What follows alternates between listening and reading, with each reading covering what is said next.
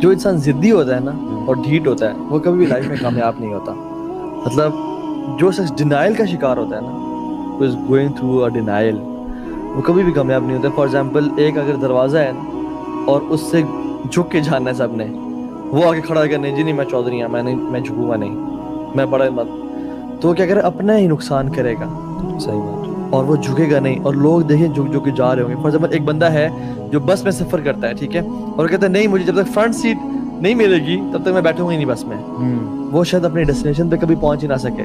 یہ جو بندہ کہتا ہے کہ یار ابھی لٹک جاتا ہوں, ابھی تو بس بھری ہوئی ہے, 2-3 سواریں نکلیں گی میں اندر آ جاؤں گا, پیچھے ہی کھڑا ہو جاؤں گا, 2-3 نکلیں گی پیچھے بیٹھ جاؤں گا, ہو سکتا ہے 3-4 نکلیں آگے والی خالی جو ہے میں آگے کے بیٹھ جاؤں گا, وہ اپنے منزل تک ہمیشہ پہنچ جائے گا. ٹھیک ہے, تو کسی وقت کا جو کمپرومائز ہے نا, کسی وقت ہی وکٹری ہوتا ہے.